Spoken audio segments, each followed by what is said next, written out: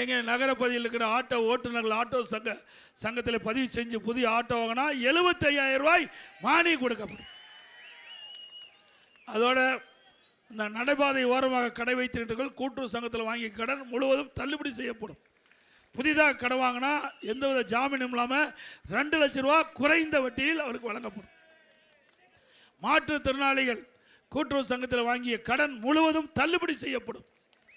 அதே போல அம்மா இல்ல திட்டம் இன்றைக்கு நகர பகுதியில் இருக்கின்ற மக்கள், ஏழை மக்கள், ஜாதி பாகுபாடு பாராம, மத பாகுபாடு பாராம, ஏழைகள் வீடு இல்லாமல் இருக்கின்ற அனைவருக்கும் அற்புதமான காங்கிரீட் வீடு கட்டி கொடுக்கப்படும்.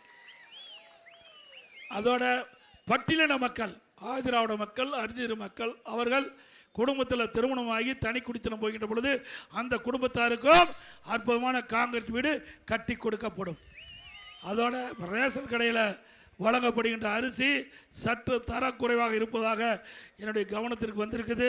அதிமுக ஆட்சி பண்ணவுடனே எப்படி மளிகை கடையில் அரிசி இருக்குதோ அதே தரமுள்ள அரிசி ரேஷன் கடையில் வழங்கப்படும்.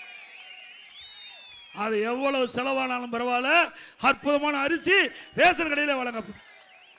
இப்பொழுது விலையில்லா அரிசி தான் ரேஷன் கடையில் வழங்குகிறோம். அதிமுக ஆட்சி வந்தவுடன் விலையில்லா பருப்பு வழங்கப்படும், விலையில்லா எண்ணெய் வழங்கப்படும்.